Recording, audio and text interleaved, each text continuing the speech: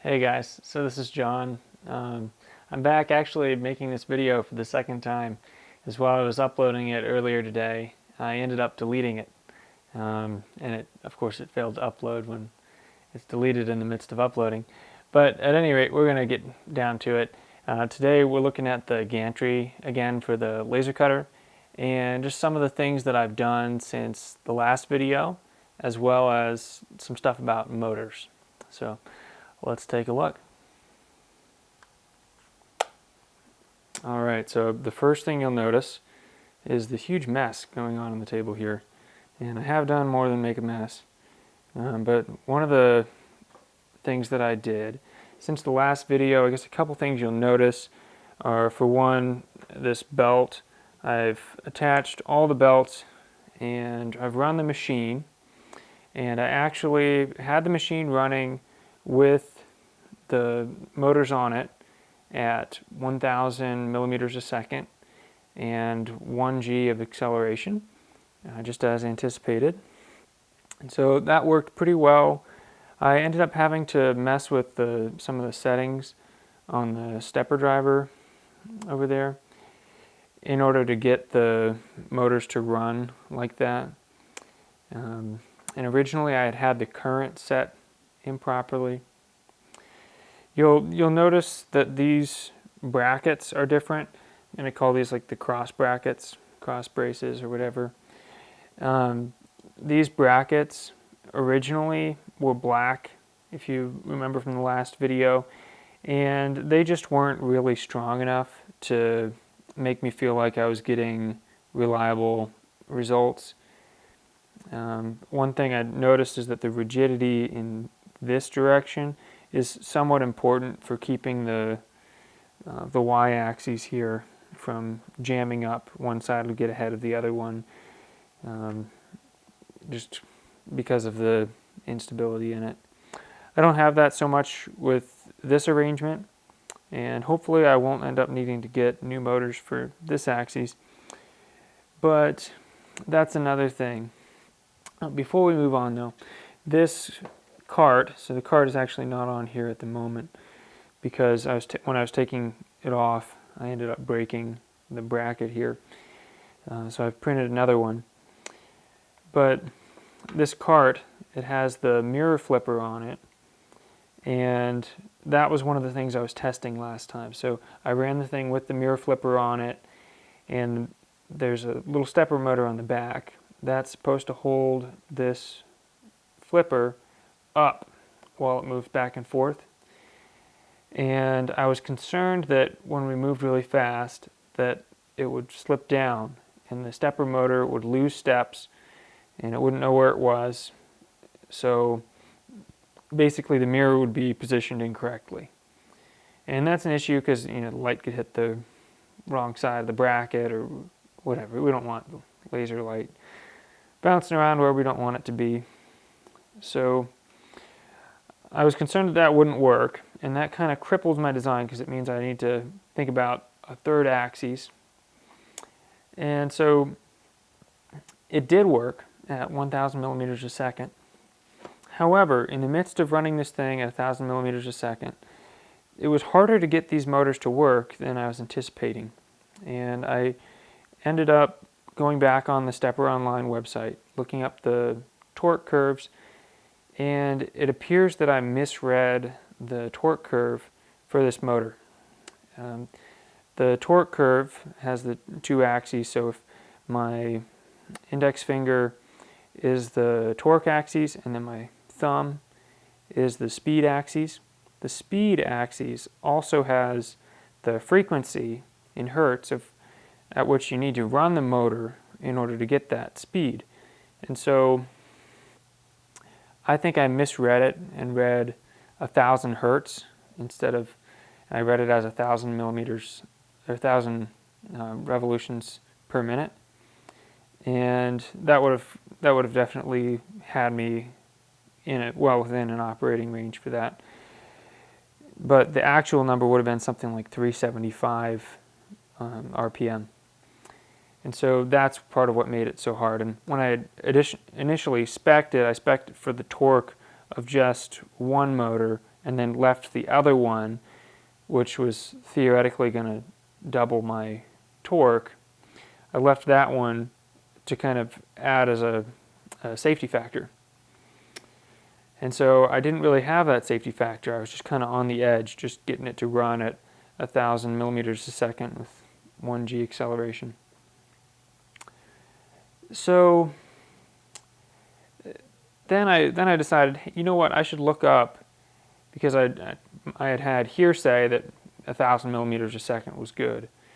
But I had looked up one of the best laser companies out there, which is Trotec Laser. And they have a laser cutter that's running, and I think it might be their top of the line one. They also make like industrial laser cutters. I guess in some sense these are all industrial. But they also make like really big 10 feet by 8 feet, big laser cutters. And one of their machines runs at 5,000 millimeters a second and 5G acceleration. So that's a significantly faster speed than this is running at. And so I kind of went back to the drawing board and was like, well, what can I do to get the speed up? And so I started looking at, well, what if I geared things up? What if I got new motors? And new motors is probably a better idea than gearing things up, just because gearing things up means I have to add additional complexity to the project, and in the long term that's not a really good way to go, even though right now it might save me some money, because I might end up selling these machines. So I started looking at other stepper motors, and originally when I had spec'd these out, I talked to the rep at Stepper Online, and we had kind of settled on this motor for the project. But there's a couple things wrong with this. So for one, it's fairly low power, and that's where some of our issues are coming from. But it's a fairly low power motor, and it's a 0.9 degree stepper. As it turns out, the 1.8 degree steppers, they're way more common, for one. So the stepper, the angle has to do with the number of steps per revolution. So if it's a 0.9 degree stepper, that's every 0.9 degrees is a step, which is 400 steps per revolution. The 1.8 degree ones then are 200 steps per revolution. The 200 step per revolution ones are much more common and are available at far higher torque capacities than this motor is. So this motor has a torque of like 178 ounce-inches, and I was able to buy a NEMA 23, which is the same footprint size motor as this, but just a little longer, that could do 425 ounce-inches. And besides doing 425 ounce-inches, this one's max speed, let's say it was roughly 400 RPM, where it could operate before the torque just dropped way off. And those other motors were running at more like 1,200 RPM. They still had maybe 50 ounce-inches of torque. So that's pretty good. And when I did some calculations, in order to do that, you got to figure out how much inertia you're dealing with, because the ability of the machine to accelerate has to do with, well, really that's very key for the speed too. If you don't have good acceleration, your speed isn't worth anything, because if I can run this motor at I don't know, 7,000 RPM, I could move the cart, at speeds of 8,000 millimeters a second or something like that. And so if I could move the cart at that fast, well, if I only had like 1G acceleration or less, it would take me, meters to get to that speed. So I'm never going to get there because I've only got a meter and a half or so of space to work with. So you really need the acceleration in order to make use of the speed, especially on a small job. If you're moving back and forth in just a small 6-inch piece that you're working on, well, then you've only got 6 inches and whatever over travel you have to go past in order to accelerate and decelerate. You've only got that 6 inches of workspace, and so everything ends up being acceleration and deceleration on both sides of that. So, all that to say, the inertia is actually quite important for the system here. And so I went ahead and I took all the belt off and the cart and everything, and I ended up weighing that because the weight is really a big part of the inertia. What it ends up being is let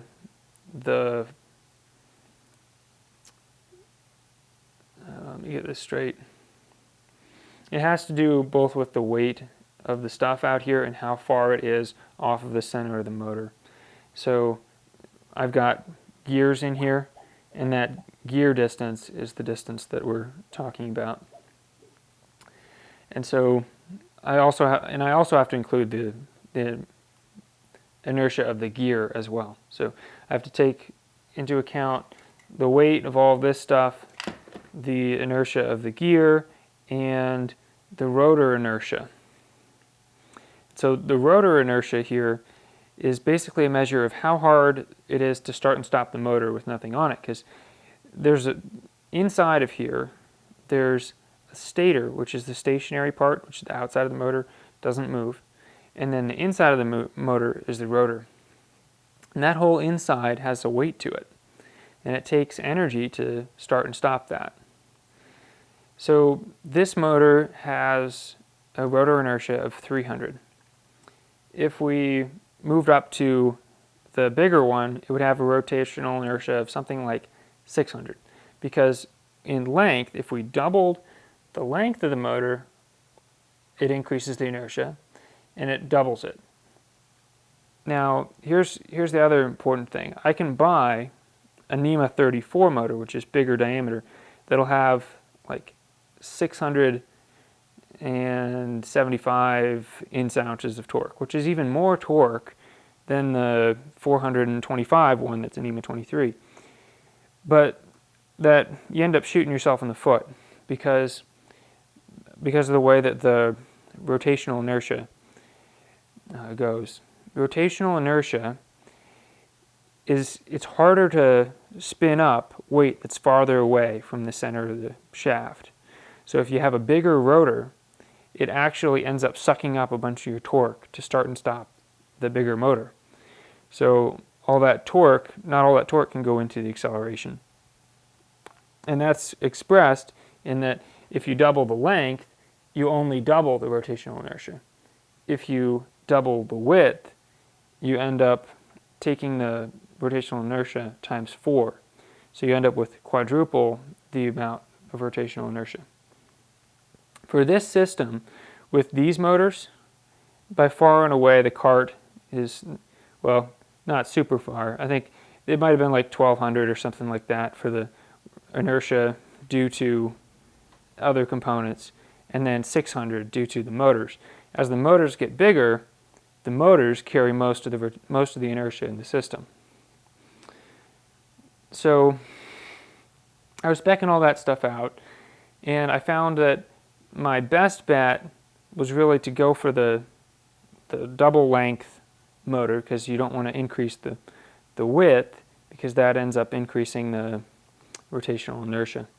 So if I double the length of the motor, I end up being able to get, and I'm only doing the calculations with one motor because I'm saving the other one for the, I'm saving the second motor for like a safety factor again. So I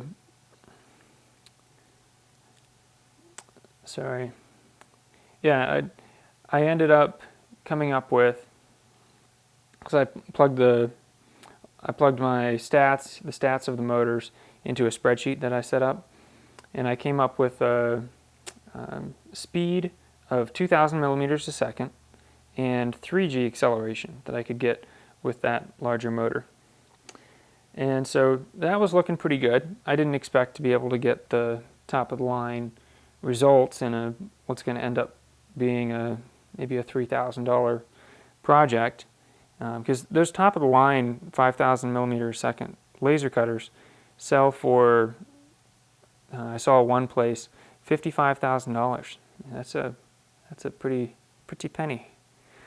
And so I don't expect to get that kind of price for a laser like this, but it's a sizable project here nonetheless. So at any rate, after seeing that, I thought it's going to cost me $175, $200 or whatever to get these new motors and do all that, because I'm going to end up having to buy some other hardware. I would buy another stepper driver, and I'd have to get another power supply as well, because the power supply that I have got doesn't run on the same voltage as those other motors. So I was like, you know what, I wonder what it costs to run servo motors, because apparently servo motors are the thing to do for something like this. And I checked it out, and as it turns out, I can buy for $100 a servo motor. I can buy servo motors that will get me 5,000 millimeters a second and 5G acceleration. And so I'm going to take you over here and we'll take a look at this servo motor and tell you a little bit of what's going on and why it can give such vastly better performance.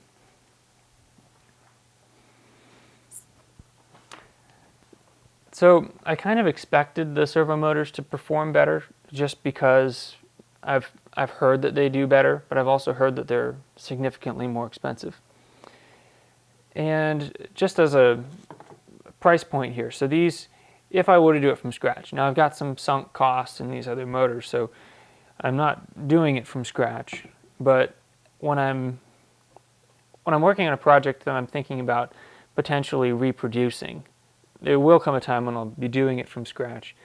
And so I got to kind of clear the slate to a degree like that. We'll pretend as if I'm doing it from scratch. So doing it from scratch, this motor is $100. I've got two of them. That's $200. I've got two power supplies. Each one needs its own power supply. If I had a big enough power supply, I wouldn't need two, but I don't have a big enough one. So I need two power supplies, and that's it, yeah. And the total for that comes out to maybe $320, something like that.